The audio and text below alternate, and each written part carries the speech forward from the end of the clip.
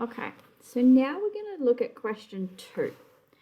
Now, this is going to be fun because it's got something called a mixed number. So this is where we've got a whole number and a fraction together.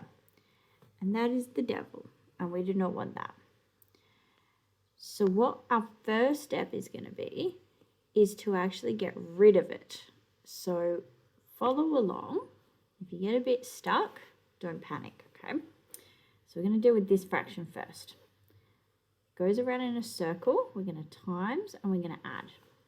Okay, so we're going to go 4 times by the 2, add the 3. So 4 times by 2, add 3 is going to be our, oops, that's meant to be a 2. It's going to be our number over the 4 that we originally had. So 4 times 2 is 8, plus 3 is 11 over 4. Then we're going to repeat that exact same process with this bit. So you'll notice we did times these two together and add the top one. So we're going to go 5 times by 1 plus 1 over 5, because that is our base that we already had. So 5 times by 1 is 5, plus the 1 is 6, 6 over 5.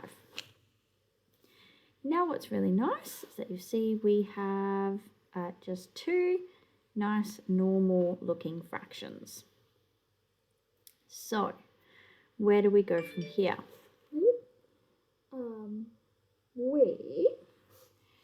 We're not plussing. I need to write the correct thing on. We need to have our division there still, but now we've got to start the dividing process. So first things first, this one stays the same. So I'm going to just jump up here. Okay, so we've got 11 over 4. That one stays the same, nothing changes. Hopefully you remember that we use division, but we don't actually divide. We flip it upside down. The upside down of dividing is timesing.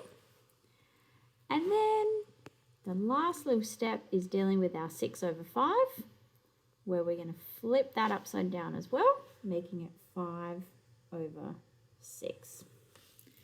So, last little bit of our working out now. We're going to times the top by the top and the bottom by the bottom. So we should get 55 over 24. Again, when we look at that, 55 over 24, that's kind of gross. Instead, what we probably want is a nice mixed number. So 55 over 24, we're going to say how many 24s fit into 55. So I'm going to do my 24 times tables. 24 times 1 is 24. 24 times 2 is 48. That's as close as I'm going to get. So I'm going to get 2 whole groups of 24 in.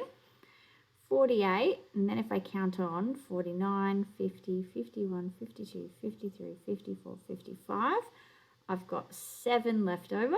So the 7 is going to go on the top, and I always keep that base number the same. So it's going to be 24 on the bottom, and that becomes my answer for question 2.